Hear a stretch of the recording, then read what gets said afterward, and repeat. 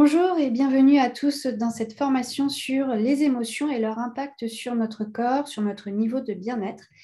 Donc, je suis Meryl, je suis coach et formatrice en développement personnel et en gestion des émotions. Et je vous invite aujourd'hui à découvrir qu'est-ce que les émotions, qu'est-ce que le stress, quel est leur impact sur nous. Et on verra ensemble quelques outils pour répondre à cela et comment aller un peu plus loin. Donc, je vous partage dès maintenant mon écran. Voilà. Donc voilà, nous sommes ensemble, comme je viens de vous dire, pour voir un petit peu, faire le point sur qu'est-ce que les émotions, qu'est-ce que le stress et surtout, l'impact que ça a sur notre niveau de bien-être. Alors avant de commencer, j'attire votre attention sur ça, c'est très important. Ce cours vous est dispensé à vous personnellement, il vous est exclusivement réservé, donc je vous invite à la confidentialité et à respecter la propriété intellectuelle et le travail, le fruit de mon travail. Donc voilà, s'il vous plaît, respectez ce travail que j'ai fourni, qui vous est destiné à vous uniquement. Alors, avant d'aller plus loin, je vais me présenter. Comme je vous ai dit, je suis donc la fondatrice de l'organisme de formation Zen Touch. Je suis coach depuis plusieurs années et formatrice en développement personnel. J'ai eu la chance de changer beaucoup de vies autour de moi. La première vie que j'ai changée, bien évidemment, c'est la mienne, puisque tous ces outils que j'ai appris et développés, je les ai appliqués sur moi en premier lieu. Et en fait, je vois bien que tout au long des années, en fait, je me développe, je m'épanouis davantage, je gère davantage mes émotions et je me sens de plus en plus en paix, je me sens plus sereine au fur et à mesure. Donc, pour vous parler un petit peu de mon parcours, alors initialement, moi, j'ai suivi un parcours relativement classique. J'ai suivi une école de commerce, un master, qui m'a conduit à travailler dans le commerce international pendant 10 ans. Et j'ai pu habiter dans différents endroits du monde, comme New York, Los Angeles, le Brésil, le Mexique, etc., pour travailler pour des entreprises françaises ou étrangères et les aider dans leur développement commercial et marketing. Et puis, en fait, au bout de quelques années, j'ai saturé et j'ai fait un burn-out. Donc, en fait, par la surcharge mentale, émotionnelle, de tout un tas de choses et principalement du travail, en fait, eh bien, mon corps a dit stop et j'ai connu un épisode de burn-out. En fait, ce qui s'est passé, c'est que un beau matin, je me suis réveillée pour aller au travail et tout d'un coup, je me suis retrouvée complètement bloquée du haut de la nuque jusqu'au bas du dos, à ne plus pouvoir bouger d'un centimètre, à tel point que les pompiers ont dû venir me chercher avec un espèce de matelas gonflable pour ne pas me faire bouger, etc. Pour qu'au final, à l'hôpital, après un tas d'examens, on me dise que j'avais un torticolis. Et là, ça a été la claque parce que je me suis rendu compte qu'en fait, je n'avais rien. C'était juste mon corps qui disait stop. Et là, ça a été vraiment une révélation pour moi. J'ai pris conscience de l'état dans lequel je m'étais mis par le stress, par la surcharge au travail, par la pression, etc. Et là, j'ai décidé de trouver des alternatives, de trouver des idées, des solutions pour gérer mon stress beaucoup mieux et éviter que, en fait, ma carrière, mon travail ait un impact aussi important sur mon niveau de bien-être et voire même mon niveau de santé. Et donc, très rapidement, je me suis formée à plein de techniques qui m'ont permis, en fait, finalement, de trouver un domaine passionnant, de me passionner pour ce domaine du développement personnel, de la gestion des émotions, du bien-être, qui m'a conduit, en fait, à devenir coach et finalement aider d'autres personnes à éviter le burn-out, aider des personnes à se sentir mieux dans leur vie, à mieux appréhender les événements, les émotions, etc., pour avoir une vie beaucoup plus douce, beaucoup plus agréable. Et puis, au fur et à mesure des coachings, je me suis rendu compte de l'impact que j'avais sur la vie des gens et j'ai voulu très rapidement aider un maximum de personnes. Donc, j'ai créé mon organisme de formation qui m'a permis de former davantage de coachs, qu'on forme une équipe de plusieurs coachs en France afin de pouvoir aider un maximum de personnes. Donc voilà, aujourd'hui, nous aidons les personnes à mieux gérer leur vie, à mieux gérer leurs émotions, à s'épanouir, à se réaliser, à mieux gérer leurs relations avec les autres. Voilà, un certain nombre de techniques, d'outils qui nous permettent en fait d'aider les gens à changer de vie en fait et se sentir beaucoup mieux au quotidien. Donc voilà pour ma présentation et on passe tout de suite au vif du sujet. Donc aujourd'hui, vous êtes avec moi pour cette courte formation sur les émotions et le stress. Et Et en fait, je vais vous parler brièvement de la gestion des émotions, qui est vraiment un pilier du bien-être. La gestion des émotions, c'est quoi? C'est savoir éviter que des situations aient un impact trop fort sur notre bien-être. C'est comme si, en fait, on se créait un filtre, comme si on se créait une carapace, une bulle de protection face aux éléments extérieurs, face aux événements, face aux situations qui peuvent déclencher en nous des émotions, des réactions qui vont nous être désagréables et qui, sur le coup ou à terme, vont générer un mal-être. Donc c'est ça un peu la gestion des émotions, c'est être capable de créer ce filtre pour avoir le moins d'impact possible sur nous, sur notre bien-être. Donc c'est mettre en place des outils pour réduire l'intensité des émotions, c'est appliquer des principes pour éviter de se mettre en colère, d'être triste.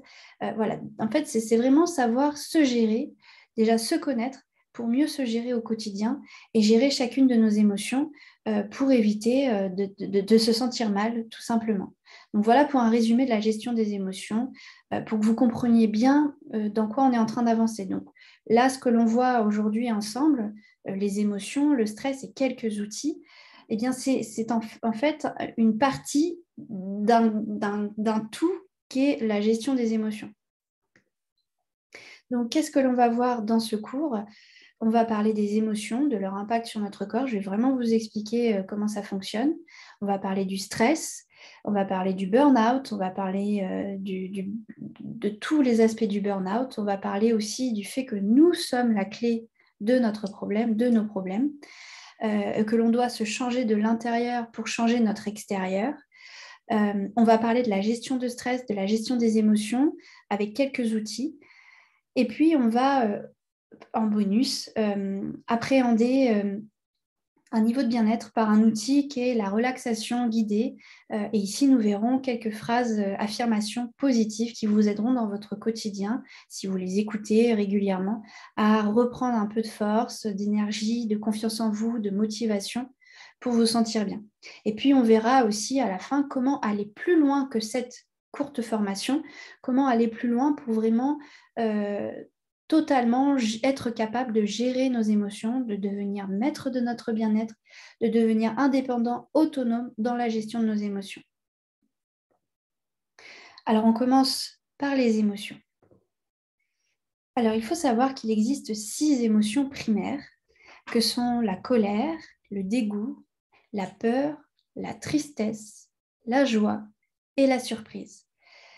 Donc, on parle de ces 6 émotions primaires parce que c'est vraiment les principales émotions que l'on vit en fait dans notre quotidien en fonction des situations, des événements qui se passent. Donc, il est bien important que vous ayez en tête ces 6 émotions primaires parce qu'à chaque fois qu'il va se passer quelque chose dans votre corps, dans votre tête, dès qu'il va y avoir une émotion, quelque chose de généré, un mal-être ou un bien-être, eh bien, ce qui est important de faire, c'est de se poser la question sur quelle est l'émotion derrière tout ça. Qu'est-ce que je suis en train de vivre? Je suis contrariée? Qu'est-ce qui m'a contrariée? Et quelle est l'émotion qui est liée à ça? Quelle est l'émotion générée? Donc, je suis contrariée, est-ce que c'est de la colère? Donc voilà, c'est se poser ces questions et savoir identifier l'émotion que l'on est en train de vivre. Et ce travail d'identification est un premier travail de la gestion des émotions. Donc voilà les principales émotions. Il faut savoir que chaque émotion entraîne une réaction dans notre corps, qu'elle soit agréable ou désagréable, parce qu'on a des émotions agréables, hein, la joie notamment. Qu'est-ce que ça génère dans notre corps? Eh bien, en fait, chacune des émotions va avoir un impact sur notre corps, sur nos organes, et va engendrer un espèce de déséquilibre énergétique dans notre corps. Tout va dysfonctionner et la circulation de l'énergie dans notre corps va être complètement altérée à cause de ces émotions, bien évidemment des émotions fortes ou des émotions faibles, mais à répétition. Et l'effet cumulé va générer ce dysfonctionnement. Donc, pour que vous compreniez bien ce qui se passe en termes de déséquilibre énergétique, vous voyez voilà, les émotions primaires et les dérivés des émotions. Et vous voyez en fait la réaction dans notre corps. Donc, tout ce qui va être couleur chaude, ce sont les zones qui vont être tout d'un coup en suractivité. Et au contraire, les couleurs froides, où là, complètement, on est affaibli par l'émotion. On a, comme on dit, on a les jambes coupées, on ne peut plus bouger, on ne peut plus rien faire, on est complètement affaibli. Donc, vous voyez, par exemple, que la joie va nous mettre dans un état de suractivité complet dans tout le corps, hein, vous voyez ici au milieu. Et au contraire, la dépression, ce sentiment, cette situation que l'on vit, eh bien, va au contraire complètement nous bloquer. Et on voit, quand je vous dis cette expression d'avoir les jambes coupées, eh bien, on voit bien ici avec la tristesse qu'on a complètement les jambes coupées. Alors, il y a une suractivité à ce niveau-là, mais alors le reste du corps ne fonctionne plus, on n'a plus la force de rien, on est complètement abattu. Donc, voilà un petit peu comment fonctionnent les émotions dans notre corps. Et plus précisément, je vais revenir sur nos organes. Alors, il faut comprendre que dans notre corps, on a un système nerveux. Un système nerveux, c'est un ensemble de nerfs, en fin de compte, qui relie les organes vitaux, qui partent du cerveau, aux yeux, aux poumons, au cœur, aux intestins, à l'estomac. Voilà, tous les organes vitaux sont connectés par ce système nerveux qui fonctionne en fait en binôme, qui fonctionne, on va dire, avec deux axes, deux actions. Et en fait, si vous voulez, dès lors qu'il y a une émotion, dès lors que l'on vit une émotion, que l'on traverse une émotion, qu'est-ce qui va se passer sur ces organes vitaux à travers ce système nerveux? Tout simplement, dès qu'il y a l'émotion qui se manifeste, eh bien, il y a notre système, donc un côté de notre système, si vous voulez, une action de notre système qui va être de mettre en alerte notre corps et nos organes parce qu'il estime qu'il y a un danger, il y a une émotion, donc il y a un danger. Donc, il va mettre en action, en alerte, en activité tous nos organes vitaux pour faire face à l'éventuel danger qu'il y a à l'extérieur. Et à l'inverse, lorsque l'émotion est passée et lorsque le corps, le cerveau a détecté qu'il n'y avait plus de danger, eh bien, il va activer son autre phase, son autre action, en fin de compte, qui va consister à venir réguler, à venir calmer tous les organes, puisque voilà, il n'y a plus de danger. Donc voilà, on se met en action sur l'autre fonctionnement de ce système nerveux qui va venir apaiser, qui va venir calmer. On a vu qu'il n'y avait pas de danger, donc on peut se calmer. On verra un peu plus tard avec le stress que malheureusement, au jour d'aujourd'hui, le corps ne s'auto-régule plus ou beaucoup moins de cette manière-là parce que nous sommes sursollicités par les émotions et nous sommes sursollicités par le stress. Donc, j'en dis pas plus, je vous expliquerai un peu plus pour que vous compreniez bien ce mécanisme et ce qui se passe dans notre corps à cause de tout ça. Donc, comprenez bien qu'une émotion, elle a un impact sur nos organes. Donc, en fait, quand il y a une émotion, les organes sont en activité et en alerte, et si on n'est pas capable de les calmer, si notre système nerveux ne fonctionne pas bien, eh bien, les organes vont rester en activité, voire en suractivité, en activité cumulée, et en fait, ils vont tout simplement, comme un moteur qui surchauffe, ils vont rentrer en surchauffe. Ils vont commencer à dysfonctionner par l'usure, en fin de compte, qui est liée aux émotions et notamment au stress à répétition. Donc, c'est très important ce schéma et c'est très important que vous compreniez que les émotions ont un impact sur nos organes. C'est très important. C'est comme ça, c'est en comprenant cela que vous prendrez conscience de l'importance de gérer ces émotions au quotidien pour éviter les dysfonctionnements qui conduisent à des maladies. Je reviens dessus juste après.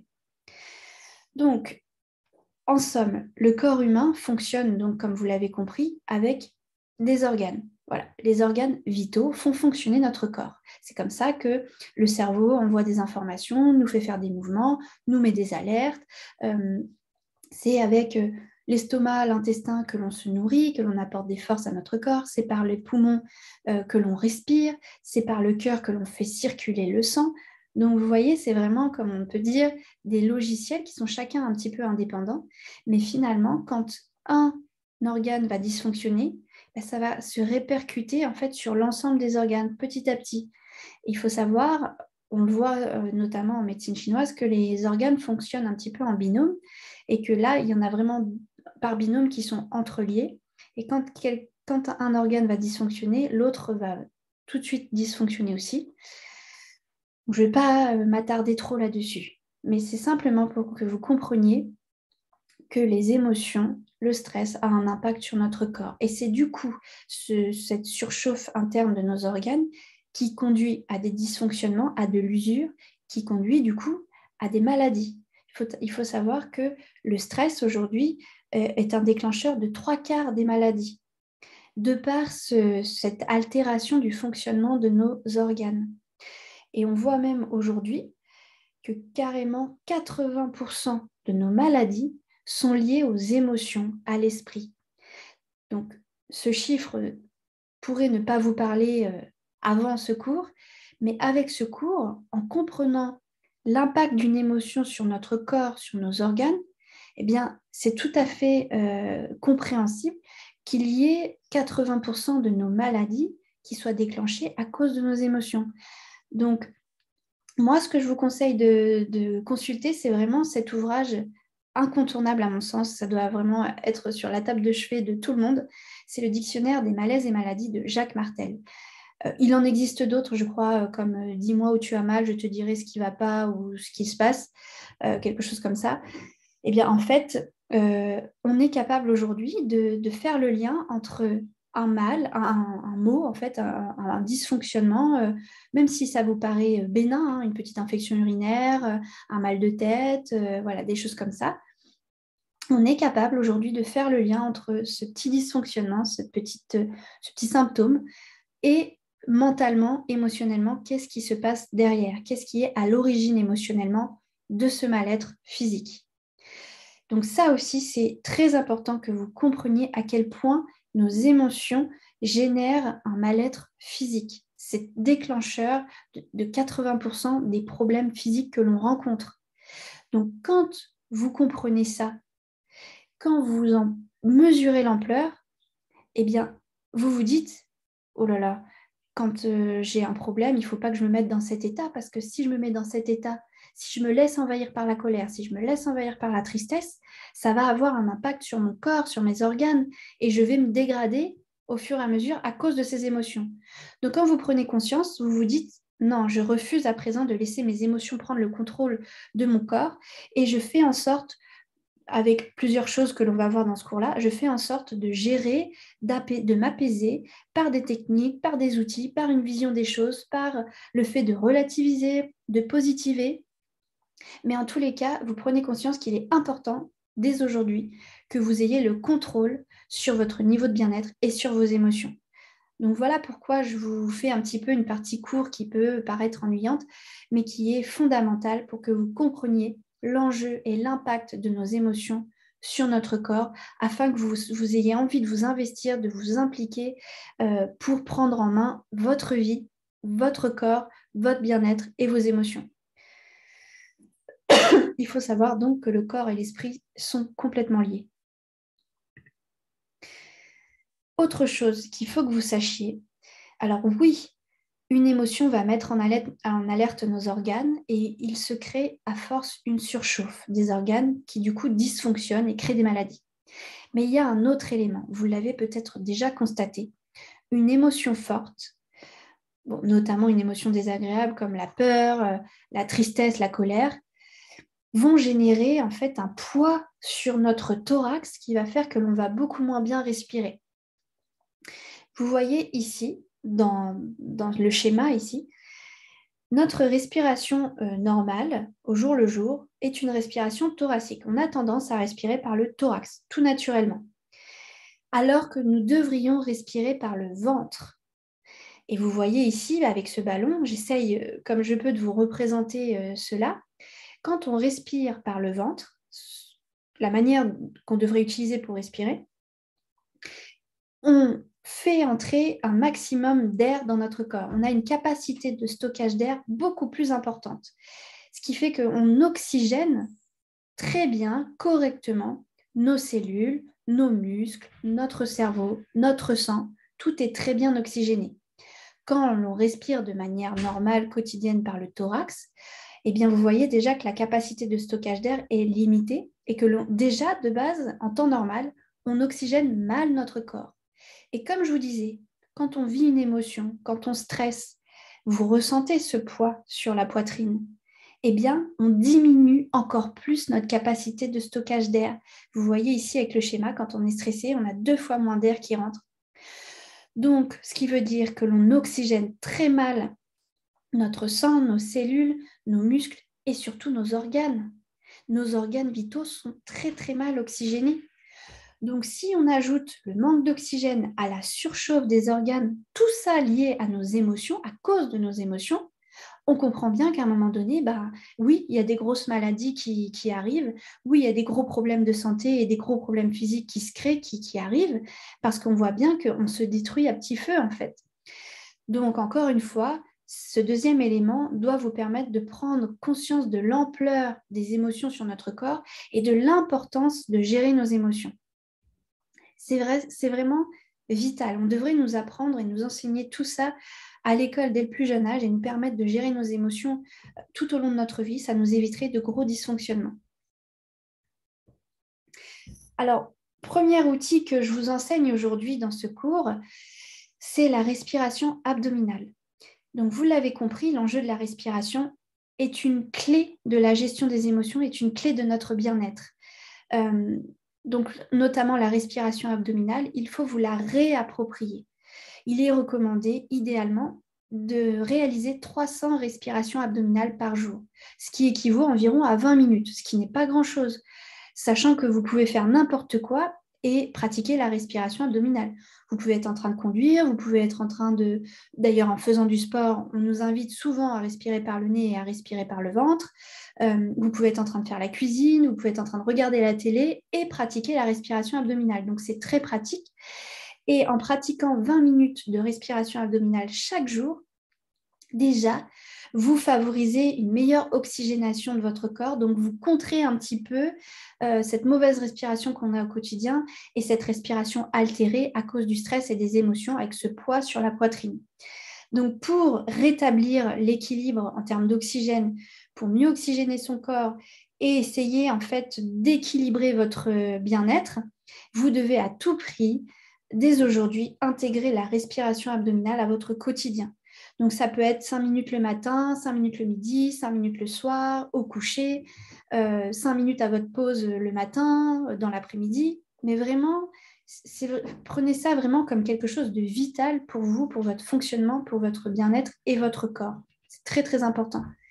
Donc, tout ça, en fait, cette respiration abdominale va vous apporter quoi? Va vous apporter un calme, vous allez vous sentir détendu, vous allez oxygéner votre corps, vous allez pouvoir rééquilibrer le système nerveux. Donc, en plus, vous allez pouvoir avoir un impact sur les organes qui peuvent être en surchauffe par le système nerveux qui s'active.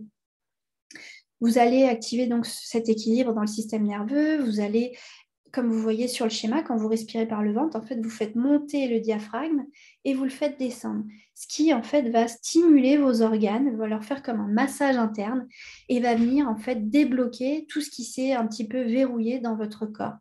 Et ça va venir les masser, les stimuler, ce que l'on n'a jamais l'occasion de faire. Ça va stimuler votre cerveau, ça va activer le contrôle de vos émotions, ça va vous permettre d'avoir une meilleure performance physique, ça va vous permettre d'améliorer la confiance en vous, parfois même de réduire des douleurs musculaires, parfois même de réduire des gonflements.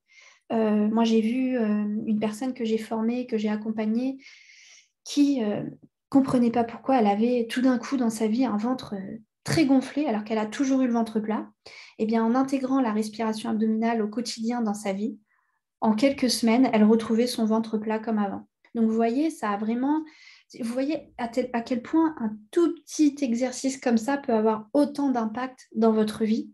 Donc, vraiment, j'insiste là-dessus, cet outil est primordial. C'est un outil de gestion des émotions. Il est primordial, il est important que vous l'intégriez comme vous pouvez dans votre vie, au quotidien, chaque jour.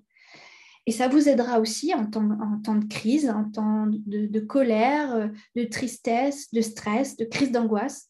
Il vous aidera, cet outil, sur 5 à 20 minutes, à réguler, à vous apaiser, à vous calmer et à vous sentir mieux. Donc, tentez-le, expérimentez-le, les yeux ouverts, les yeux fermés, mais vraiment, cet outil est clé. Donc, au début, ce ne sera pas évident, hein, vous sentirez que vous vous forcez un petit peu. Moi, je vous invite soit à le pratiquer debout, soit à le pratiquer allongé, parce qu'en général, assis, on est un petit peu bloqué par nos jambes, on n'est pas dans une position très agréable. Déboutonnez votre pantalon pour pas que ça vous gêne dans les mouvements de votre ventre. Au début, vous allez sentir que vous vous forcez à gonfler votre ventre. Mais au fur et à mesure de la pratique, vous verrez qu'en fait, votre ventre se gonfle presque pas, mais vous sentez bien que l'air va dans votre ventre. Les côtes s'écartent un petit peu, vraiment toute cette cage autour du ventre va s'élargir, se refermer, s'élargir, se refermer.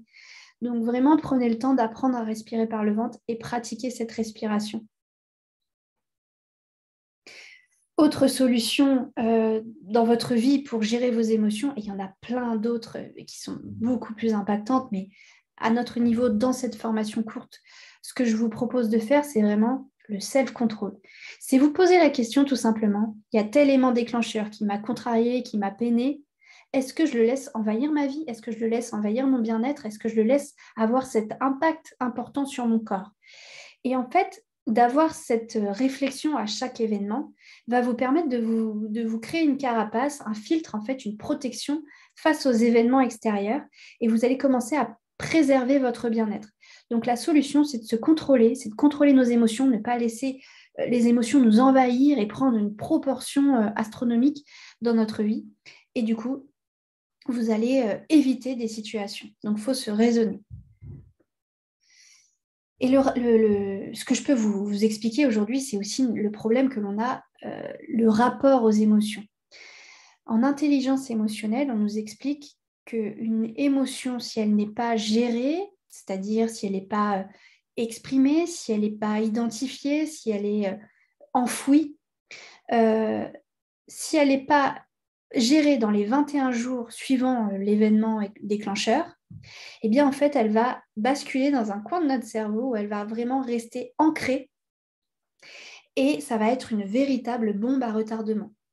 En fait, cette émotion, du coup, va être un souvenir très désagréable pour nous, qui va être vraiment ici présent, qui fait que nous, on aura du coup peur dès qu'un événement similaire aura lieu. On va avoir un niveau de peur et d'angoisse important. Ce qui fait que quand un événement similaire va se passer, on va partir dans des proportions. Ce qui fait aussi qu'on va accumuler des choses, on va accumuler cette émotion face à telle situation. Et un jour, on ne va pas comprendre pourquoi, pour un tout petit rien, on va se mettre à partir dans les tours, à exploser, parce que cette bombe à retardement, en fait, qu'on aura mis dans notre cerveau, va exploser, tout simplement. Donc, il est bien important, même si vous êtes dans une éducation, une société, une famille où il faut être fort, il faut montrer qu'on n'a pas d'émotion, que l'on tient, que l'on est fort, que l'on ne pleure pas, dans lesquels l'émotion, en fait, elle est intolérable, elle est inacceptable, eh bien, ça, c'est très mauvais. Il faut vraiment que vous preniez le temps, même si vous devez vous isoler pour vivre l'émotion, il faut que vous preniez le temps de la gérer, cette émotion. Donc, comme je vous explique ici, ça peut être de s'isoler pour se cacher et aller la vivre, l'émotion. Ça peut être la vivre comment? Ça peut être l'observer, observer qu'est-ce qui se passe dans notre corps, qu'est-ce que ça a déclenché chez moi, faire le lien, identifier quelle est cette émotion que je vis actuellement. Ça peut être tout simplement d'accepter que je suis en train de vivre cette émotion parce qu'il y a eu tel élément déclencheur, identifier l'élément déclencheur, mais ça peut, et surtout, ce doit être, je pense, ça c'est vraiment la solution, c'est d'exprimer l'émotion. Ça va être de sortir à l'oral, ça va être écrire, pourquoi pas, ça va être de pleurer si on en a besoin, ça va être de crier si on a envie d'exprimer avec la puissance de notre voix ce que l'on vit, mais surtout éviter de garder et d'enfouir puisque vous créez une véritable bombe à retardement dans votre cerveau. Alors à présent, je vais me concentrer vraiment sur le stress. On a vu là les émotions. Le stress n'est pas vraiment une émotion, mais c'est un état d'être, c'est un état d'alerte, c'est un sentiment, quelque chose que l'on vit qui est destructeur. Donc on va voir en quoi ce stress est destructeur. Alors le stress à l'origine est un mécanisme de défense, d'alerte face au danger.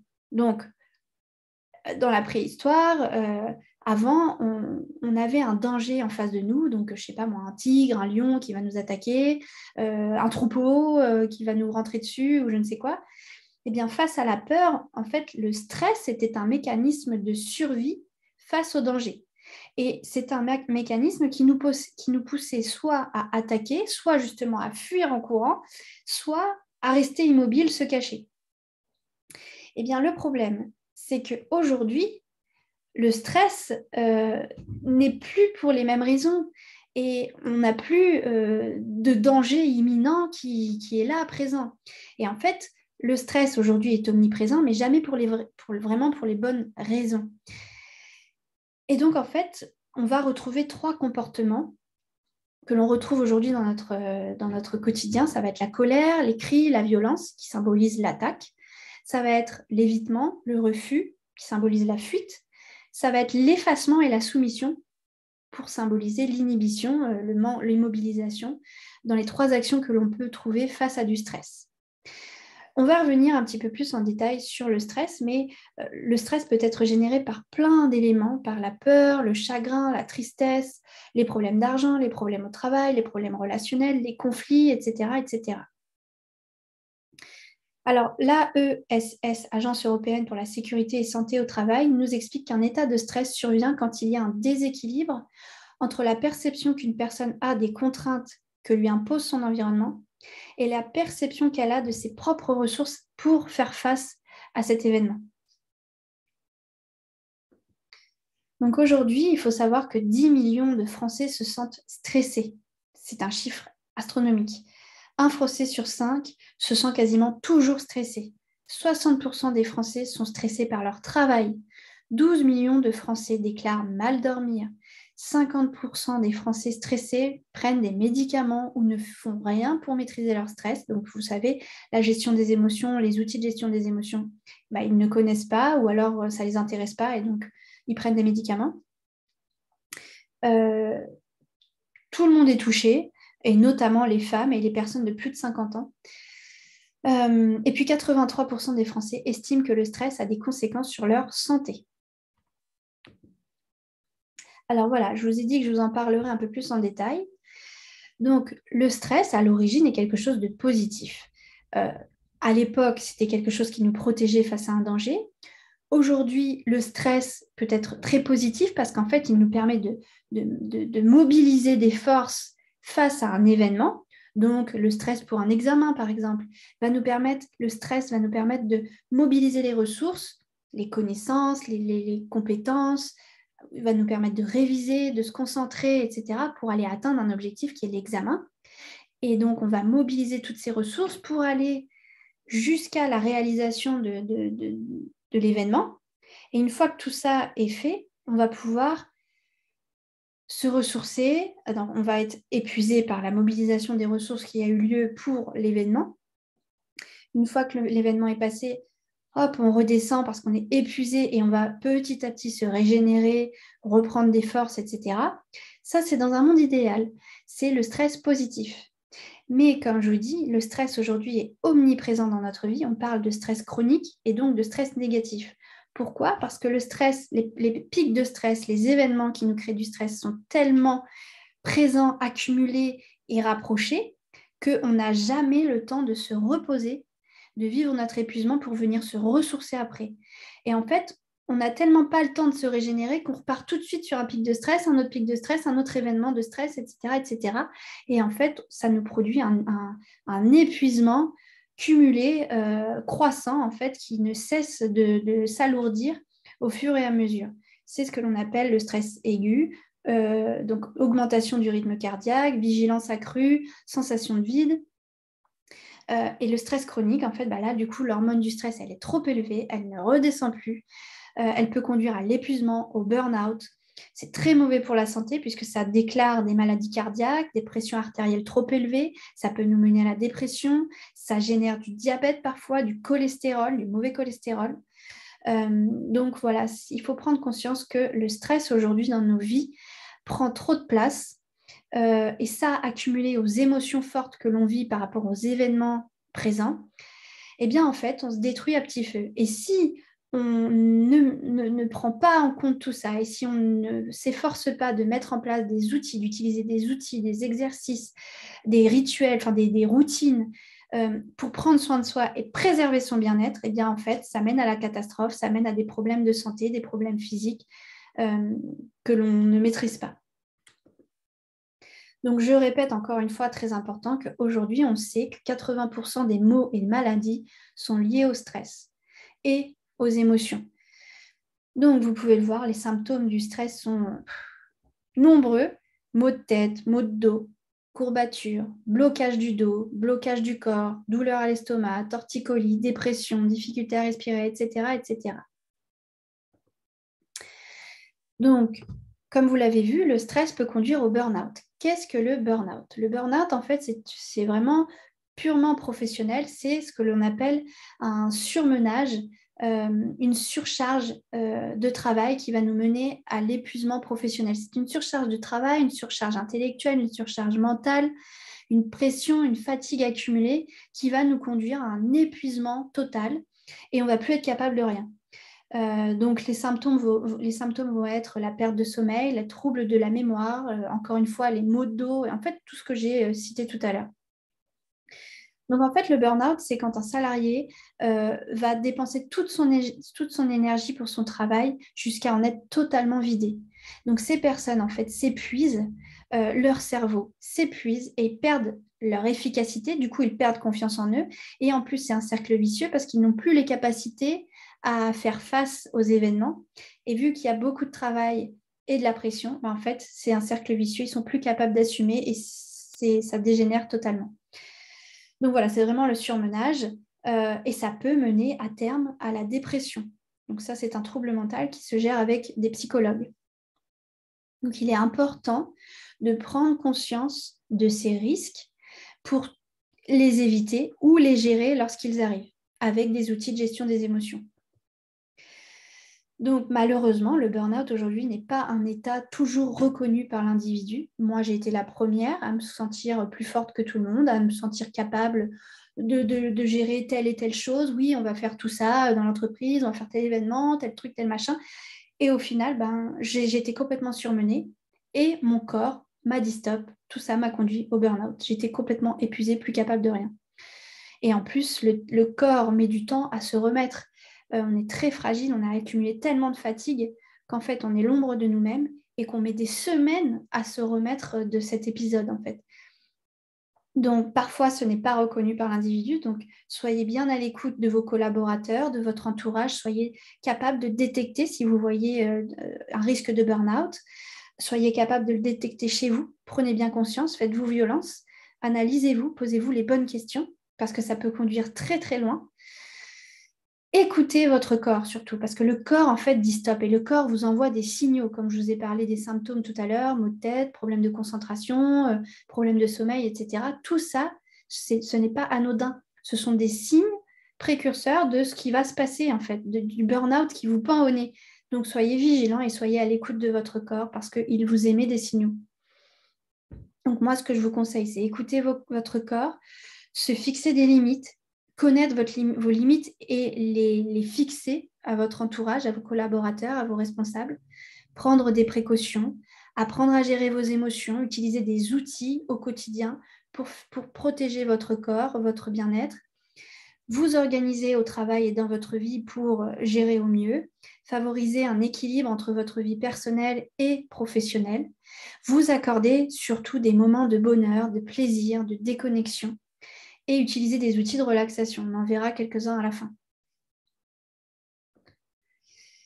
Donc, vraiment là, des conseils vraiment pratico-pratiques et très concrets. Ce que vous devez faire, ce que je vous conseille de faire pour éviter un burn-out, c'est vraiment de dialoguer avec votre supérieur hiérarchique et être capable d'exprimer vos limites, d'exprimer voilà, vous n'êtes pas capable d'aller jusque-là. Là, il y a trop. Là, il faut dire non. Oser dire non. Oser dire que là, ça ne va pas être possible, que vous allez être surmené, que ça va mener nulle part. Et ce n'est pas du tout positif pour l'entreprise parce que si vous flanchez, ce n'est pas que toute l'entreprise flanche, mais si vous flanchez, les missions que vous êtes censé faire ne seront plus réalisées. Donc, ça va retarder, pénaliser l'entreprise. Ça va pénaliser vos collaborateurs qui vont devoir récupérer votre charge de travail. Et en fait, ça va affaiblir toute l'entreprise. Donc, voyez ça comme quelque chose de positif et de très humble de votre part et très positif et favorable pour l'entreprise que de fixer vos limites, de savoir dire non et de dialoguer avec votre supérieur hiérarchique pour l'alerter sur ça ne va pas être possible, ça va être plus tard, ça va être difficile, etc. Donc, il faut que vous appreniez aussi à partager votre charge de travail, à déléguer, à vous appuyer, à trouver des moyens d'automatiser votre travail pour moins vous charger. Et puis, quand vous le sentez, il faut à tout prix savoir vous arrêter. Même si c'est prendre un jour pour prolonger votre week-end, une semaine par-ci par-là, 2 jours par-ci par-là, faites-le. Soyez à l'écoute de vous, de votre fatigue, de votre épuisement. Et enfin, si vraiment vous sentez que là, vous êtes proche du burn-out ou que vous vivez un épisode de burn-out, prenez tout de suite contact avec la médecine du travail. Alors là, je viens de vous parler du burn-out, mais il y a aussi le bore-out ou le blurring. Qu'est-ce que c'est ? Le bore-out, en fait, c'est un épuisement professionnel en raison de l'ennui au travail.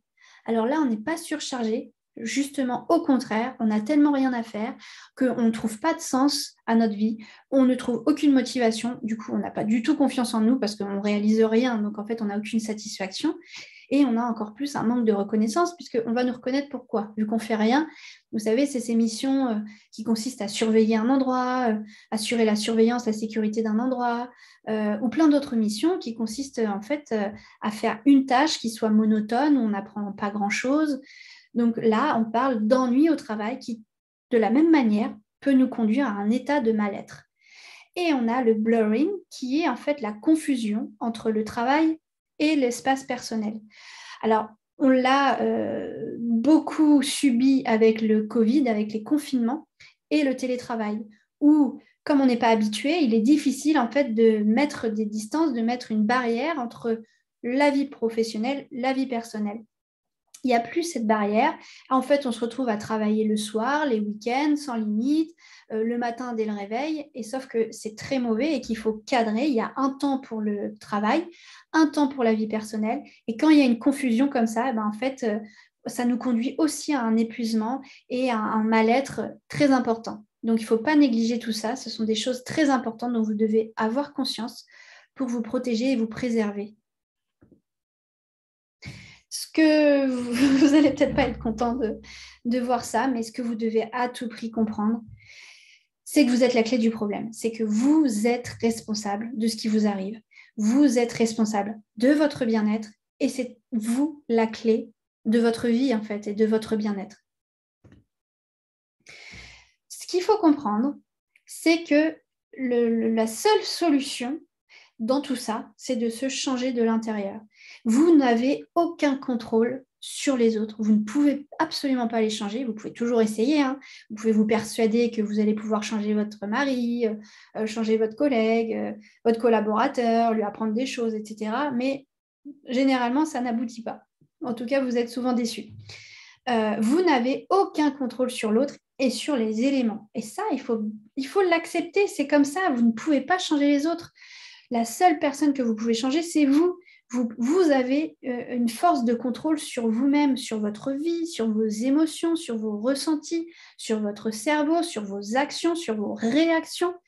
Voilà, le seul axe de travail que vous ayez, c'est vous. Donc, il va falloir que vous appreniez plein de principes, de concepts, que vous adoptiez une nouvelle vision des choses, que vous adoptiez des outils pour devenir maître de votre bien-être. Parce que c'est vous la clé, c'est vous qui êtes responsable de ce qui vous arrive, de ce que vous laissez arriver dans votre vie et de ce qui se produit dans votre vie.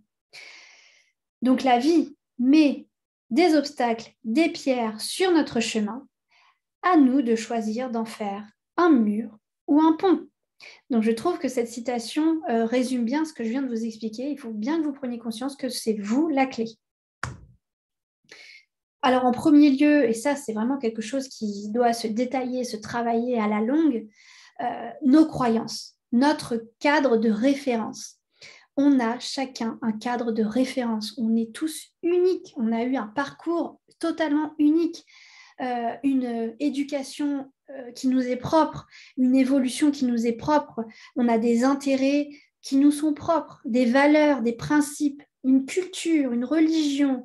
On a vécu dans une société, on a suivi des mœurs, on a eu telle et telle expérience qui font qu'on est unique et qu'on a un cadre de référence, ce qui comprend tout ça, qui est totalement unique. Donc on ne peut pas il faut absolument que vous compreniez que vous avez votre propre vision du monde et que chacun a sa propre vision du monde. Et que forcément, vous tomberez en désaccord sur plein de choses avec l'autre. Mais quand vous partez du principe que vous savez que chacun a son cadre de référence unique, ben vous êtes plus tolérant avec l'autre. Et vous comprenez bien que vous avez telle réaction parce que vous avez vécu ça, et l'autre peut avoir telle réaction, tel schéma de pensée parce qu'il a vécu comme ça.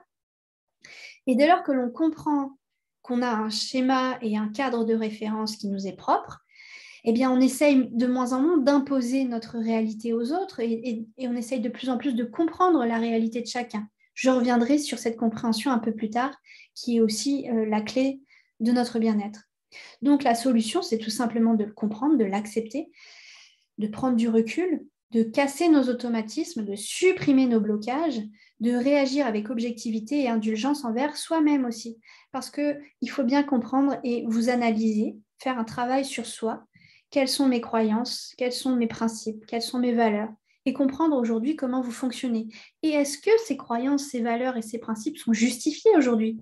Est-ce que c'est raisonnable aujourd'hui de vous entêter à penser comme ça, de rester bloqué, inflexible dans cette voie, comme ça, tout carré, dans sa boîte, dans son monde, et de générer du coup des conflits et des situations désagréables avec les uns les autres, de vous générer une émotion négative très désagréable, de tristesse ou de colère parce que vous voyez les choses comme ça et c'est pas autrement, bah, du coup vous êtes contrarié, mais peut-être inutilement. Donc il est important aussi que vous revoyiez vos croyances et que vous essayez de voir les choses un petit peu différemment, que vous soyez un peu plus flexible. On reviendra dessus. Alors, on est obligé de parler un petit peu d'ego parce que l'ego nous conduit à faire des choses regrettables. L'ego nous pousse à faire, à accepter des choses contre nos valeurs, contre nos envies, contre notre volonté, contre même nos capacités. On ne sait pas dire non. Quand je vous disais tout à l'heure de parler à votre supérieur hiérarchique, d'oser fixer nos limites, d'oser dire non, eh bien l'ego parfois nous empêche de le faire et c'est bien dommage. Donc mettez à part votre ego pour vous permettre de fixer vos limites, d'accepter vos limites, de connaître vos capacités, d'en accepter leurs limites pour vous préserver. C'est simplement vous préserver, en fait. Il faut que vous compreniez bien que vous êtes votre propre maître, votre propre bien-être, il est généré par vous, il est géré par vous-même. Donc, si vous laissez votre ego prendre le dessus et dire et montrer à l'autre oh non, mais moi je vais accepter ça, puis je vais faire ci, puis je vais faire ça, parce que comme ça, au moins, tout le monde va voir que je suis puissant, que j'ai de la force, que je suis capable, etc. Sauf qu'en fait, on se met dans le rouge, on se brûle les ailes à faire des choses comme ça. Donc, il est important que vous vous fixiez vos limites et que l'ego arrête de prendre le dessus. Alors, nous sommes le problème quand on commence à interpréter. Voilà, il faut que vous ayez à l'idée perception contre interprétation. La perception, c'est voir les choses de manière objective et factuelle. Par exemple, cette porte est bleue, tout simplement. L'interprétation, c'est celle qui nous fait défaut. C'est là où on rentre dans le jugement, dans le subjectif, qu'on donne notre avis. Et là, du coup, on commence à générer des problèmes. Par exemple, l'interprétation, ça va être de dire « Oh non, la porte, elle est quand même un peu plus bleu foncé. » On commence déjà à apporter un jugement. Ça va être donc essayer de voir les choses sans les interpréter. Ça va être, par exemple, cette femme a les yeux qui coulent. Plutôt que de dire « Oh là là, elle pleure, elle a certainement vécu ci, elle a certainement eu ça, oh là là. » Voilà, vous voyez la différence? Essayez de rester un maximum dans la perception, dans l'objectivité, plutôt que tout de suite l'interprétation, le jugement qui va nous générer en fait des désagréments, des problèmes, des conflits, des désaccords. Donc évitez ça en fait. Vous voyez, la gestion des émotions, c'est simplement se remettre en question sur notre fonctionnement et adopter un fonctionnement qui va nous préserver. Donc voilà, je vous invite à penser à ce jugement que vous portez des fois il est impératif de l'éviter, ce jugement, de ne pas entrer dans le jugement. Et si vous avez des personnes en face de vous qui sont dans le jugement, comprendre qu'elles n'ont pas encore fait ce travail, que c'est leur façon de fonctionner et ne pas le prendre pour vous. Donc, je poursuis ce cours sur les émotions en vous donnant aujourd'hui, vous offrant quelques principes qui pourront vous aider à changer votre vie et à vous changer de l'intérieur. On en a vu déjà certains et on va aller un petit peu plus loin. Donc, quelques clés et principes clés. Comme je vous disais, savoir se fixer ses limites, c'est avant tout se connaître nos limites, nos faiblesses, qu'est-ce qui est bon ou mauvais pour nous. Et quand on se connaît, on peut mettre en place des choses pour prendre soin de nous. Ça va être anticiper, apprendre à se gérer et prévenir le stress. Si on sait que telle et telle situation sont des éléments déclencheurs de stress ou d'émotions négatives et désagréables pour nous, allons éviter ces situations. Allons éviter de se mettre en situation de stress. Appréhender, anticiper. Gérer son stress, c'est aussi accepter, comme je vous l'ai dit, que l'on ne contrôle pas tout. Il y a des éléments qui sont hors de notre portée. Beaucoup d'éléments sont hors de notre portée, mais accepter de ne pas contrôler tout ce qui vous entoure. Il y a un retard d'avion. Au lieu d'en faire tout un plat, écoutez, le retard, il est certainement lié à des problèmes techniques. Si ça se trouve, vous auriez pris l'avion, vous vous serez scratché. Acceptez qu'il y a des choses que vous ne maîtrisez pas. Vous organisez un événement, il pleut, oui, mais c'est comme ça, c'est la vie, on ne peut rien prévoir et on ne peut rien contrôler. Donc, plutôt que de générer de la colère, de la tristesse, une émotion qui tout de suite va avoir un impact sur nos organes, nos muscles, notre cerveau, etc., n'allons pas jusque-là. Acceptons tout simplement, alors je ne vous dis pas de dire amen à tout, mais acceptez le fait qu'on ne contrôle pas tout et ne vous mettez pas dans des états pas possibles. De nouveau, je répète, savoir dire non, c'est pas embêter l'autre, c'est pas faire preuve de faiblesse, c'est simplement se protéger, accepter ça et intégrer-le. S'adapter, être plus flexible, on parlait tout à l'heure des croyances, des principes et des valeurs que l'on a qui parfois nous bloquent dans une bulle et qu'on refuse tout autre fonctionnement, ça nous braque, ça nous contrarie, ça nous génère des émotions négatives. Donc pourquoi aller jusque-là? Essayons de s'adapter, essayons d'être plus flexibles, d'accepter les choses. Relativiser, au lieu d'en faire tout un pataquès, se dire que ça aurait pu être pire. Finalement, c'est pas si grave que ça. Et puis, voir un petit peu le positif dans les problèmes que l'on rencontre. Vous savez, la vie est faite d'obstacles, de problèmes. Mais la vie, elle est faite pour nous faire apprendre, nous enrichir et nous faire évoluer. Donc, si vous partez du principe que chaque obstacle est là pour nous apprendre quelque chose et que vous commencez à voir les problèmes comme des sources d'apprentissage, je vous garantis que votre vie ne sera plus la même.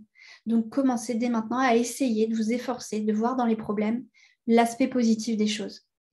Et j'en viens donc à vous proposer de positiver tout simplement, à essayer de voir le verre à moitié plein plutôt qu'à moitié vide, à voir le côté positif des choses, à tirer des leçons des obstacles et des problèmes que vous rencontrez. Ça vous aidera énormément dans la gestion des émotions. Un exercice essentiel, un principe essentiel que je répète à tous mes clients, c'est vraiment ces étapes de comprendre, accepter, pardonner. Notamment, ça nous sert dans les relations aux autres. Quelqu'un va nous faire du mal, quelqu'un va faire quelque chose qui nous blesse. On va lui en vouloir, on va être triste ou on va être en colère. Bref, on ne va pas être bien. Au lieu de laisser ça là et de rester bloqué là-dessus et de ne pas avancer, ou en tout cas d'avancer avec ce poids, ce que je vous propose de faire, c'est d'essayer dans un premier temps de comprendre l'autre, se mettre à sa place. Pourquoi cette personne m'a fait ça? Pourquoi elle en est arrivée à mener cette action? Est-ce qu'il y a de la jalousie? Est-ce qu'il y a un manque de compréhension, un manque de connaissance, des croyances et un cadre de référence complètement différent du mien qui fait qu'aujourd'hui, pour elle, c'était normal de faire ça alors que moi, ça m'a blessée? Essayez de vous mettre à la place et d'essayer de comprendre l'autre. Déjà, c'est une première étape qui vous libérera d'un premier poids. Une fois que vous avez essayé de comprendre, vous avez plus ou moins compris ce qui s'est passé.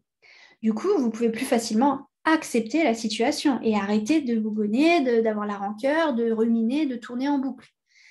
Vous acceptez. Ok, écoute, elle a ce schéma de pensée, elle a ce cadre de référence, il s'est passé ça dans sa vie, je peux comprendre aujourd'hui et j'accepte qu'elle ait réagi comme ça et qu'elle m'ait fait du mal. Je ne dis pas que je tolère et que j'accepte et que je l'excuse. Je suis juste en train de comprendre que cette personne, elle m'a fait du mal parce que cela. Et l'idéal, c'est d'aller jusqu'à pardonner.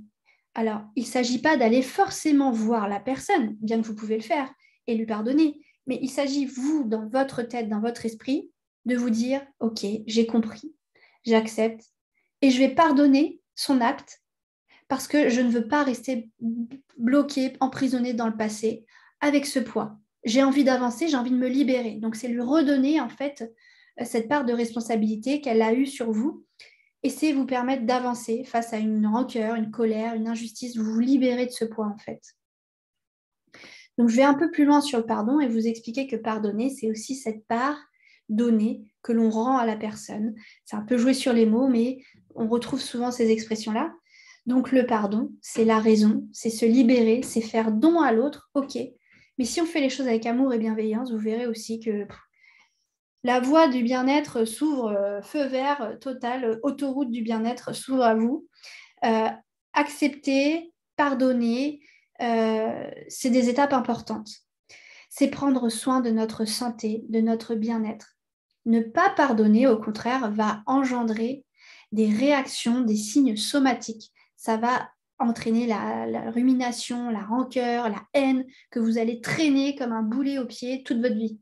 Donc, il faut passer sur les situations.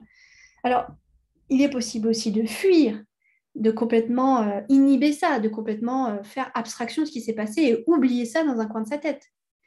Mais n'oubliez pas l'intelligence émotionnelle qui nous dit qu'on a 21 jours pour gérer les problèmes, les émotions, et que si on enfouit ça quelque part, ça reste là et c'est une bombe à retardement.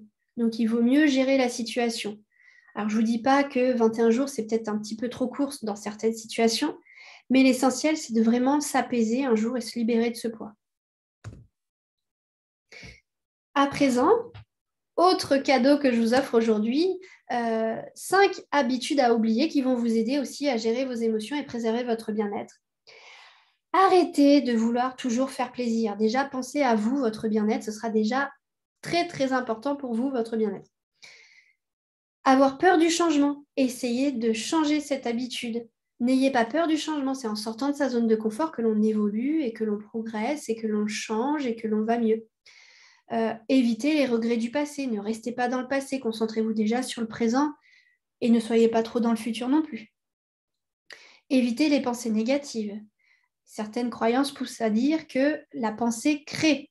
Donc, plus vous allez penser négatif, plus vous allez le générer, le négatif. Donc, évitez ça. Et évitez de trop penser aussi. On a déjà assez de pensées qui viennent comme ça. Évitez de penser à toutes ces choses que vous ruminez, que vous ressassez des événements passés. Autre conseil que je vous invite à suivre pour supprimer le stress inutile, ça va être de ne pas nourrir l'anxiété. Tout simplement, éviter de regarder les actualités. Ça ne sert à rien d'être connecté aux actualités toute la journée, d'avoir les notifications, désactiver vos notifications. Voilà, vous allez vous éviter du stress. Vous serez bien au courant s'il y a la guerre, par exemple, comme en Russie. Vous êtes bien au courant, il y a le voisin qui est au courant, il y a vos amis qui vous disent oh là là, t'as vu, t'as vu. Vous êtes au courant, vous inquiétez pas. Donc, tout ce qui est important à savoir, vous allez le savoir. Donc, ça ne sert à rien d'être connecté H24 ou même tous les soirs ou tous les matins aux informations. C'est super anxiogène. Évitez des situations de stress. Vous connaissez, vous connaissez vos limites. Vous savez ce qui est bon ou mauvais pour vous. Eh bien, évitez de vous mettre dans des situations de stress. Essayez de vous défaire des gens toxiques. Je ne vous dis pas que c'est facile, mais déjà, identifiez ces personnes toxiques, ces personnes qui vous polluent, qui vous pourrissent, qui puisent votre énergie, qui vous épuisent. Repérez-les et essayez petit à petit de vous en défaire ou de les voir moins souvent. Mettez de l'ordre dans votre tête. Des fois, juste noter les choses vous permettent d'y voir plus clair.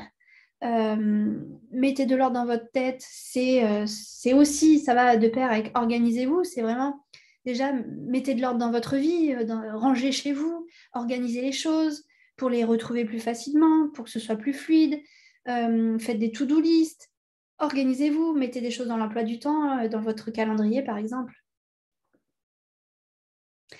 Alors à présent, je vais passer à ce bonus que je vous offre aujourd'hui.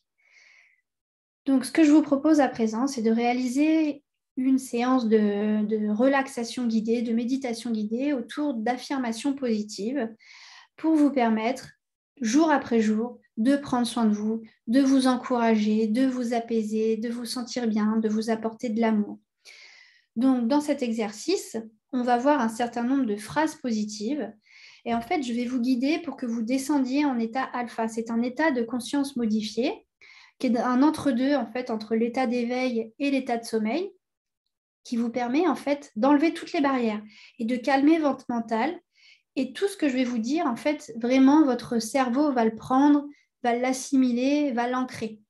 Donc, on va avoir des affirmations positives. Je vais vous les dire, les réciter au fur et à mesure. Et ça va vous aider, en fait, à vous sentir bien, à vous apaiser.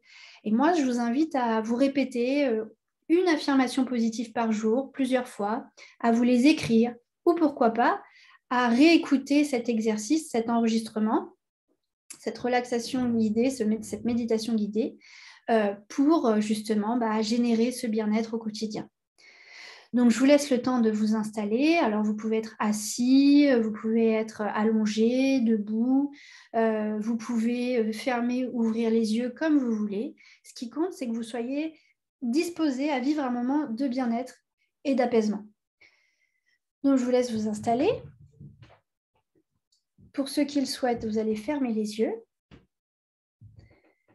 Et tout doucement, vous allez commencer à essayer de respirer par le ventre et par le nez. Donc, cette respiration n'est pas toujours facile. Vous pouvez, par exemple, mettre une main sur votre ventre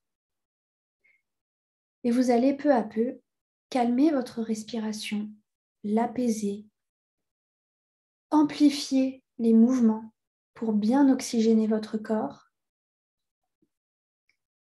et ralentir votre respiration, ce qui va vous calmer, vous apaiser et vous mettre dans un état de bien-être.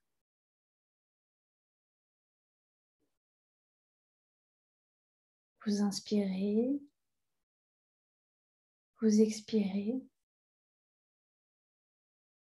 par le nez, par le ventre.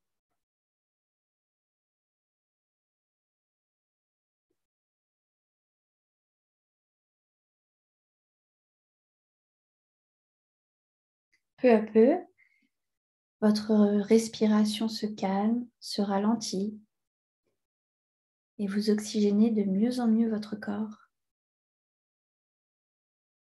Votre esprit s'apaise, votre mental se calme.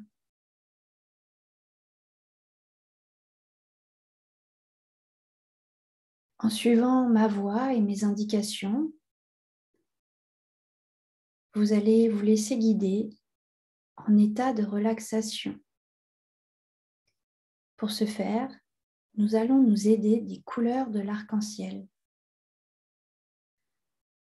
Alors, à votre rythme et avec vos capacités, vous allez essayer de visualiser un arc-en-ciel, quel qu'il soit, petit, grand, sous telle ou telle forme.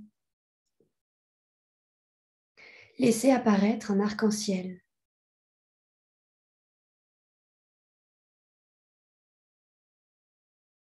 Et puis nous allons, au fur et à mesure, nous concentrer sur chacune de ces couleurs, du rouge jusqu'au violet, qui nous guidera vers cet état alpha de relaxation. Vous avez ce bel arc-en-ciel en face de vous. Et vous allez à présent visualiser ou vous concentrer sur la couleur rouge. Peu importe la forme que ça prend dans votre esprit. Un océan rouge, une lumière rouge, des objets rouges. Peu importe. Vous vous concentrez à visualiser cette couleur.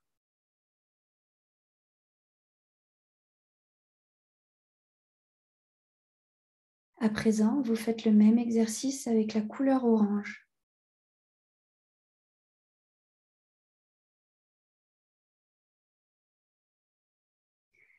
Et puis la couleur jaune.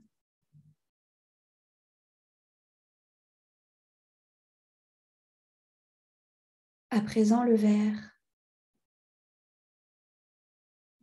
Peu à peu, ces couleurs vous emmènent vers cet état de relaxation. Vous passez à présent à la couleur bleue.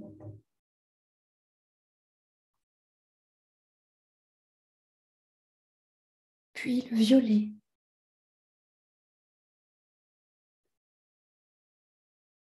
Cette belle couleur, le violet, vous emmène peu à peu vers cet état de relaxation. Vous vous sentez bien, apaisé, calme. Et vous allez à présent imaginer, visualiser votre endroit idéal de relaxation.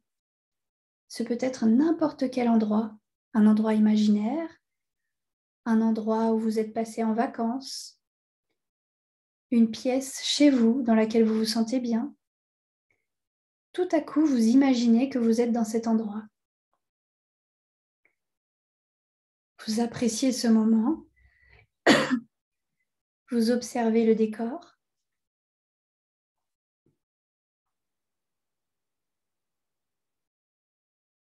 Et vous appréciez ce moment agréable. Profitez de cet instant.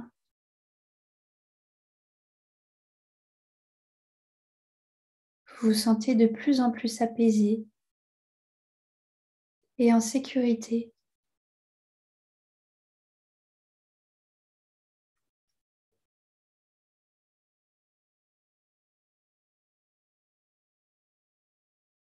Vous êtes dans votre endroit idéal de relaxation. Et je vais vous dire des phrases positives qui vont vous apaiser, vous motiver, vous donner confiance en vous, vous guider. Vous êtes dans votre endroit idéal et vous écoutez à présent. Tous les jours, à tout point de vue, je vais de mieux en mieux.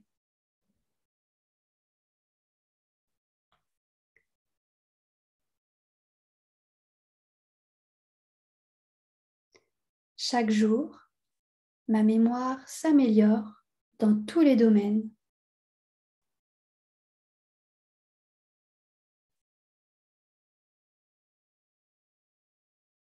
Je m'ouvre pleinement à la vie. Je suis heureux ou je suis heureuse.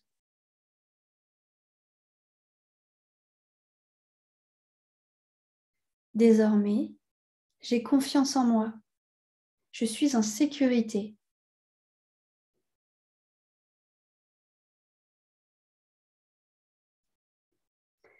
J'ai décidé d'être heureux, heureuse, parce que c'est bon pour moi, pour mon bien-être, pour ma santé.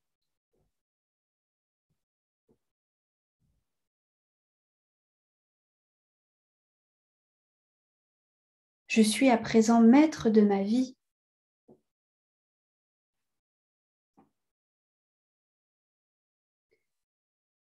Plus je m'aime, plus j'ai d'amour à offrir aux autres.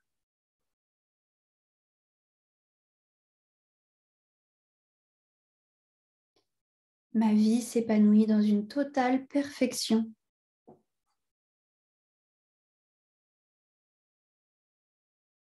Désormais, j'ai un emploi parfait, satisfaisant et bien rémunéré.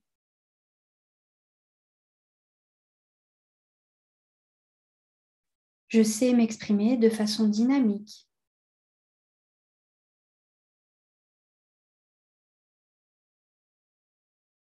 Je peux avoir tout ce que je veux. Je suis capable.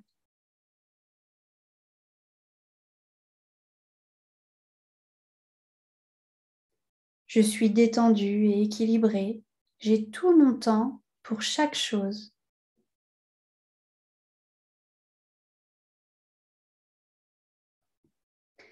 Je reçois en abondance les belles choses de la vie, car je mérite le meilleur.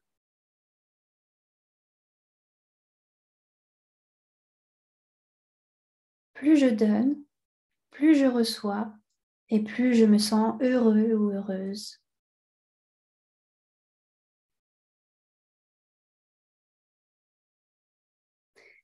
La lumière qui m'habite accomplit des miracles dans ma vie, ici et maintenant.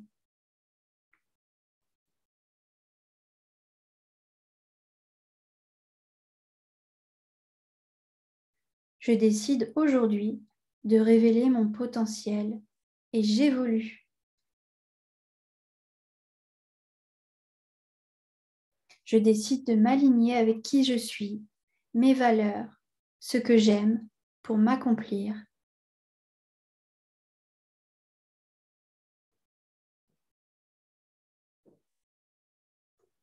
Enfin, je prends le temps de réaliser les choses qui me tiennent à cœur et je suis heureux et je suis heureuse.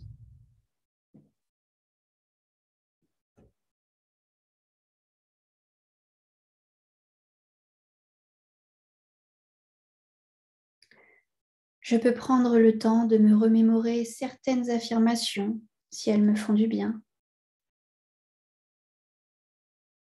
Je profite encore quelques instants de ce bain de positivité, de mon endroit idéal.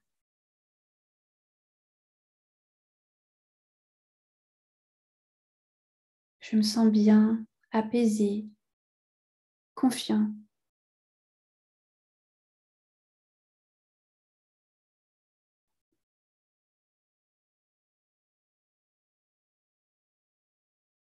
Et puis doucement, je vais revenir en état d'éveil avec l'aide des couleurs de l'arc-en-ciel en partant du violet pour aller jusqu'au rouge, la couleur de l'état d'éveil.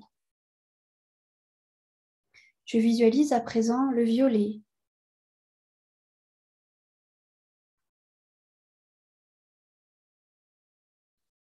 Puis je poursuis avec le bleu.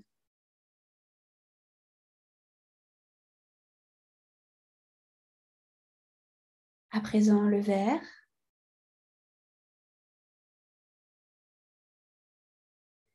Puis le jaune. Je remonte pas à pas vers l'état d'éveil. Je visualise le orange. Puis le rouge qui me permet de remonter en état d'éveil. Si je le souhaite, je peux compter jusqu'à 5 et revenir mentalement dans la pièce dans laquelle je me trouve. Reprendre contact avec ma respiration, mon corps, les points de contact sur mon siège, sur mon lit.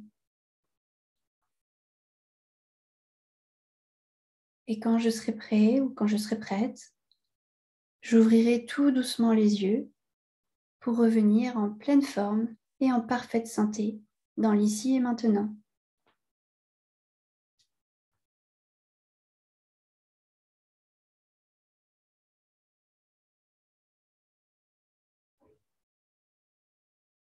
Je vous laisse revenir tout doucement. Appréciez ce moment, cette phase où justement vous vous sentez bien. Profitez, appréciez, observez ce bien-être. Qu'est-ce qui se passe dans votre corps, dans votre esprit? Est-ce que vous vous sentez vide, allégé, apaisé, motivé? Appréciez ce moment. Donc vous venez de réaliser un exercice de relaxation, méditation guidée avec un ensemble d'affirmations positives. J'espère que ça vous a plu. Et nous poursuivons ce cours, toujours sur les émotions et la gestion des émotions, avec des outils simples pour vous aider à gérer vos émotions et le stress. Donc, Aujourd'hui, je vous offre gratuitement 2 outils pour vous aider encore une fois dans votre quotidien. On a vu plusieurs principes. On a vu la respiration abdominale qui est un outil clé. Vous venez de vivre avec moi cet outil de la relaxation guidée avec les phrases affirmatives positives. Donc tout ça, ce sont des outils que vous pouvez utiliser au quotidien pour vous sentir bien, pour gérer vos émotions. Et on poursuit avec d'autres outils que vous pourrez pratiquer, découvrir pour vous aider. Donc, il y a la musique. La musique est un outil vraiment formidable pour votre bien-être. Alors, pourquoi? On va parler des ondes, en fait. Les ondes ont un impact. Donc, je vous explique ça tout de suite. Je vais vous l'expliquer plutôt avec l'image. En fait, les ondes générées par la musique ont un impact sur nous. Donc, on vous le montre ici. En fait, il y a le docteur Emoto qui a réalisé plusieurs expériences avec les ondes générées soit par la musique, soit par des paroles négatives et positives. Et il s'est rendu compte, en fait, en créant cette expérience sur l'eau notamment, que les ondes pouvaient avoir un impact sur la formation des cristaux. Donc, vous voyez, par exemple, à gauche, qu'en écoutant de la symphonie de Mozart, l'eau prenait cette forme-là, les cristaux d'eau prenaient cette forme-là. En mettant la musique Imagine de John Lennon, l'eau prenait cette forme-là. Tout ce qui était musique autour de l'amour et les vibrations d'amour, eh bien, ça donnait cette forme-là. Enfin, voilà. Vous voyez que du coup, par exemple, tout ce qui va être onde très mauvaise, très basse, très négative, au contraire, on n'a pas de formation de cristaux du tout. Ici, en bas à droite, vous voyez, en mettant une musique ou en disant le mot « je vais te tuer », en fait, l'eau ne prenait aucune forme, au contraire.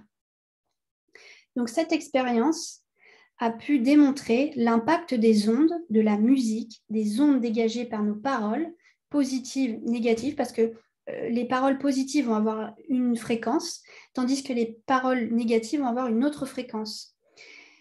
En faisant cette expérience, il s'est rendu compte que l'eau prenait une forme en fonction des vibrations, des fréquences, des ondes.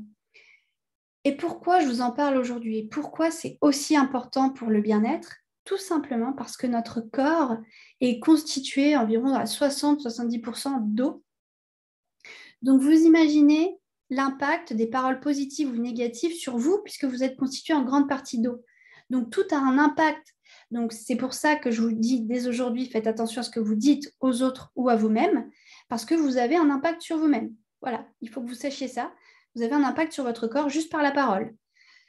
Et la musique, par ses fréquences vibratoires, va aussi avoir un impact sur vous. Donc, si vous écoutez du rap, des insultes, du rock, du hard rock et tout ça, bah, forcément, ça n'aura pas un effet très positif sur vous. Tandis que si vous écoutez des musiques d'amour, de calme, de sérénité, etc., eh bien là, vous aurez un impact sur vous qui sera beaucoup plus agréable. D'ailleurs, vous devez le ressentir, que ce comportement, ce bien-être change en fonction des musiques que vous écoutez. Donc aujourd'hui, l'outil que vous devez à tout prix adopter, c'est la musique. C'est quand vous n'allez pas bien, écouter des musiques qui vous font du bien. C'est quand vous avez une baisse de motivation, au contraire, utiliser des musiques qui vont vous motiver. C'est utiliser la parole de manière positive pour vous. Donc, prenez bien conscience de ça et maintenant, intégrez bien ce principe que les ondes ont un impact sur vous. Alors, il y a une musique très, très puissante qui est la musique Ho'oponopono de Iz, un chanteur hawaïen. Je suis très mauvaise chanteuse, mais vous irez voir. C'est la chanson qui dit Somewhere over the rainbow. Bon, je suis très mauvaise chanteuse, je vous avais prévenu.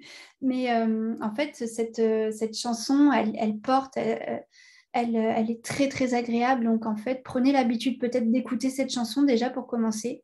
Vous savez que c'est une valeur sûre, que c'est une musique très puissante pour vous permettre d'aller bien. Et au-delà de ça, je vous parle aujourd'hui d'un autre outil qui est la méthode Ho'oponopono. qui permet de s'apaiser et qui veut dire en fait, en gros, en résumé, s'apaiser en hawaïen. Qu'est-ce que la méthode Ho'oponopono? Beaucoup de blabla, mais je vous synthétise tout de suite pour vous dire que, en fait, ce que vous devez aussi comprendre aujourd'hui, c'est que ce qui vous arrive dans votre vie, c'est l'accumulation des émotions cumulées dans votre cerveau, des pensées que vous avez, vous attirez à vous, en fait, les choses par les émotions cumulées, l'attitude que vous avez qui est générée par toutes ces émotions que vous avez accumulées en vous. Donc, l'idée d'Ho'oponopono, c'est de faire comme un reset, un nettoyage de toutes ces mémoires accumulées, des actions que vous avez menées, des expériences, des contrariétés, de vos pensées. Vous allez faire un reset total de vous-même pour éviter justement que ce qui est au fond de vous attire à vous des choses similaires, donc attire du négatif en fin de compte. Donc l'idée pour se nettoyer, c'est de répéter 4 mots-clés, 4 phrases clés. Je t'aime, donc c'est l'idée d'aller s'apporter de l'amour, qui est très important. S'apporter de l'amour, donner de l'amour autour de nous, à notre environnement, à notre univers. Dire que l'on est désolé, parce qu'on reconnaît notre culpabilité dans tout ça, on accepte nos erreurs, on se pardonne, on exprime cette reconnaissance de nos actes dans notre vie, dans notre environnement. Donc je suis désolée. Pardonne-moi s'il te plaît. Là, on renforce cette reconnaissance de culpabilité et de nos erreurs, cette volonté, et on fait preuve d'une volonté d'avancer, de se libérer. Donc tout ça va nous permettre de faire le petit reset. Et à la fin, on dit merci. Merci pourquoi? Parce qu'on fait preuve de gratitude. Rien ne nous est dû dans la vie. Donc dès qu'on fait quelque chose, dès que l'on demande quelque chose, c'est bien d'apporter un peu de gratitude, de reconnaissance. Et le merci symbolise cela. Alors, ça peut être un rituel, une routine, de se répéter en boucle, un peu comme les phrases affirmatives, de se répéter en boucle à des moments de la journée pour commencer le matin. Je t'aime, je suis désolée, pardonne-moi s'il te plaît, merci. Ça peut être tout simplement ce rituel-là, cette routine-là. Mais ça peut être aussi un peu plus poussé par rapport à une situation que vous savez qui va s'ancrer en vous et qui va vous générer derrière une attraction de mauvaises choses. Si pour un événement précis, vous voulez utiliser la méthode Ho'oponopono, eh bien dans ce cas, il faudra poursuivre les phrases.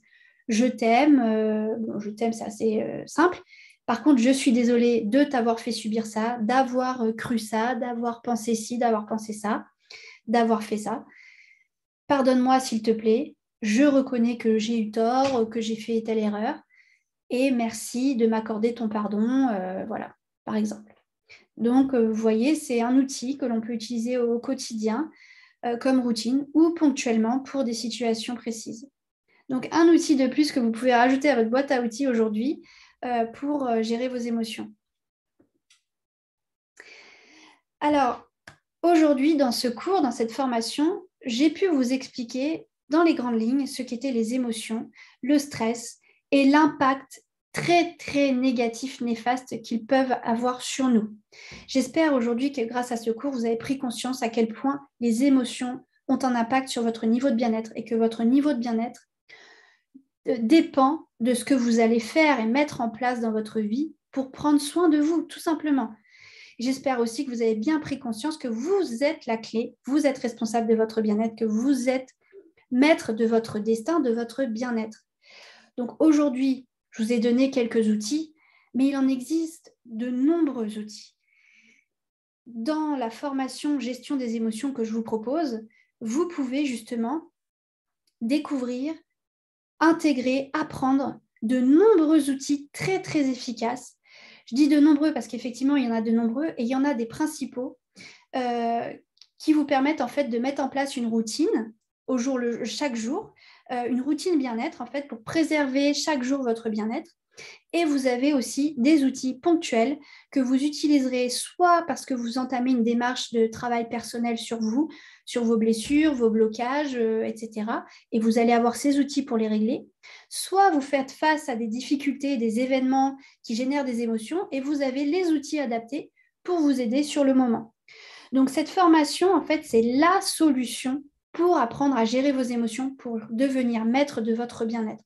Elle regroupe tout ce dont vous avez besoin pour changer de vie, pour vraiment vous transformer et devenir quelqu'un de complètement apaisé, de complètement détendu, serein, qui sait faire face aux obstacles de la vie. Donc, je vous en parle tout de suite. Donc, ce que vous devez comprendre, c'est que mon approche se fait en 5 étapes. La première, c'est de vous aider à apaiser votre mal-être. Vous ne vous sentez pas bien, on a parlé des troubles tout à l'heure, et bien c'est vous faire utiliser des outils, des exercices, pour que tout de suite, vous retrouviez votre niveau de bien-être, qu'il n'y ait plus de symptômes, que vous dormiez bien, que vous respiriez correctement, qu'il n'y ait plus de troubles digestifs, etc. On apaise le mal-être. Ensuite, on identifie l'émotion et on va aller réduire l'intensité de l'émotion avec des outils comme l'EFT. Je n'en dis pas plus. Une fois qu'on a fait ça, vous allez pouvoir sortir de l'affect et prendre du recul sur vous-même, prendre de la hauteur et comprendre enfin qu'est-ce qui se passe dans votre vie, quel est le problème à l'origine de ce mal-être, qu'est-ce qui fait qu'aujourd'hui je génère telle émotion, qu'est-ce qui fait que je suis mal comme ça. Et vous allez prendre conscience et derrière, vous allez pouvoir aller vous débloquer grâce à cette prise de conscience et grâce encore à toute une batterie d'outils, toute une boîte à outils, tout plein d'exercices qui vont vous aider à vous libérer de ces blocages, ces problèmes, ces blessures pour que vous puissiez avancer. Donc, tout ce que je viens de mentionner là, c'est la formation gestion des émotions qui va vous permettre de le faire. Donc, en fait, la formation gestion des émotions vous permet de faire ces 3 étapes-là et en fait de pouvoir avancer dans votre vie sur des bases solides. Là, vous êtes peut-être dans une situation instable, vous avez des blessures, des blocages, des émotions enfouies, etc. Vous êtes comme sur un marécage. Cette formation va vous aider à consolider vos fondations et à avancer enfin dans votre vie sur des bases solides et que le moindre obstacle ne soit plus là pour vous faire vous effondrer. Au contraire, vous aurez les bases solides et tous les outils dont vous avez besoin pour faire face aux obstacles et voir la vie différemment et vous préserver. C'est hyper important. Il faut que vous sachiez que vraiment, cette formation vous apporte tout ce dont vous avez besoin pour changer votre vie. Et le deuxième aspect, ça va être une fois qu'on a les fondations et qu'on veut avancer, il faut un peu mieux se connaître et il faut savoir vers quoi on veut aller. C'est quoi le bonheur pour moi? C'est quoi ma motivation? Qu'est-ce que je veux faire dans ma vie? Est-ce que j'ai les forces de le faire? Comment je vais aller atteindre ces objectifs? Quel est l'épanouissement que je veux? Voilà, qu'est-ce que je veux dans ma vie? Comment j'y vais? Et mettre en place un tas d'outils qui nous permettent d'aller progressivement vers cet épanouissement. Et bien ça, en fait, ces étapes-là, c'est avec le développement personnel, la formation complémentaire développement personnel, que vous pourrez atteindre ces étapes-là. Donc, voilà ce que je vous propose. Aujourd'hui, je vous parle vraiment de la formation gestion des émotions. Et il y a 7 autres volets plus tard quand vous serez prêt, qui est le développement personnel, qui vous aidera à aller encore plus loin dans votre développement, dans votre épanouissement, votre réalisation et votre transformation. Donc, ce que vous devez retenir de cette formation, c'est que c'est une formation qui se déroule sur 5 semaines. Attention, n'ayez pas peur, 5 semaines à hauteur de 4 à 6 heures de travail par semaine. Ce sont des 20 heures de cours vidéo avec des dizaines d'ouvrages, d'articles, de vidéos à consulter. Vous avez au total 70 outils que je vous enseigne et exercices. C'est un e-book de 200 pages. Donc, tout ce que je vous dis en vidéo, vous le retrouvez à l'écrit. Vous avez votre support. Vous avez aussi un workbook qui est en fait votre cahier de travail sur lequel vous allez noter vos expériences, vos réflexions, votre introspection, votre évolution, la pratique des outils, vous allez la noter dedans. Donc voilà un peu comment ça se constitue.